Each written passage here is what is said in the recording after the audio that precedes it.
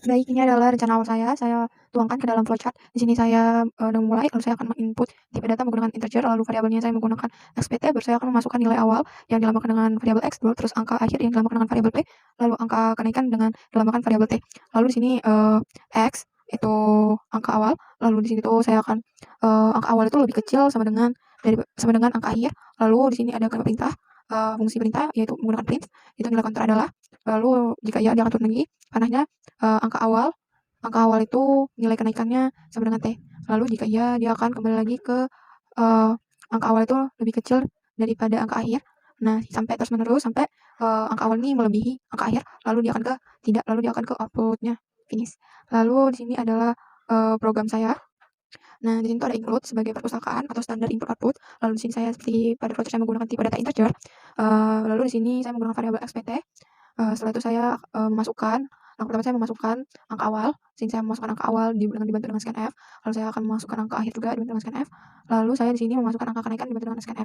Di sini persen %d itu, adalah formatnya dari integer. Jadi format integer itu ada persen %i dan persen %d. Lalu tidak lupa di sini saya menuliskan variabelnya. Nah, setelah itu kita masuk ke program penampilan instrumennya. Lalu di sini, formatnya while karena, while itu adalah suatu statement pada perulangan. While itu akan dieksekusi jika memenuhi statement yang sesuai.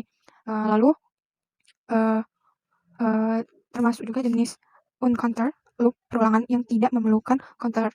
Nah, di sini kan, eee, untuk counter akhirnya itu kita menggunakan while, di samping while tadi X lebih kecil sama dengan P, seperti tadi di format di, di flowchart awal saya tunjukkan. Di sini ada printf, nilai counter adalah persen %d, ya karena ini tadi kita menggunakan tipe data integer, lalu di sini tidak lupa dengan X, lalu di sini adalah merumuskan nilai kenaikannya yaitu X ditambah sama dengan T.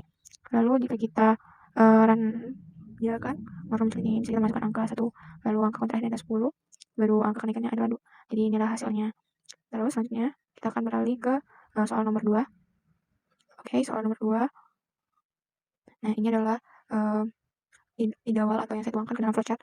Pertama kan soal itu mencari bilangan ganjil, 50 bilangan ganjil pertama. Jadi pertama tuh saya memasukkan, tipe data integer dulu dengan menggunakan variabel i, lalu di sini saya, memasukkan fungsi printf nanti dengan kata-kata memasukkan bilangan ganjil pertama, lalu, karena angka awal pada bilangan ganjil itu, adalah 1, jadi saya menulis i sama dengan 1, lalu, turun lagi ke bawah kita menggunakan delicious. Nah, di sini kan diminta 50 bilangan ganjil. Nah, sedangkan kalau dari 1 sampai 100 kan itu ganjil genap. Berarti kita mengambil i lebih kecil daripada 100.